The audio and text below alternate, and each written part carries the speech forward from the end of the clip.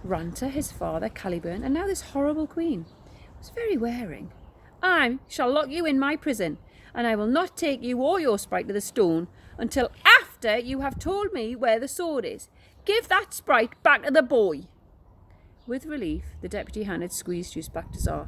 If you didn't tell me where that sword is, you will have to watch your sprite die right in front of you, said Queen Sycorax.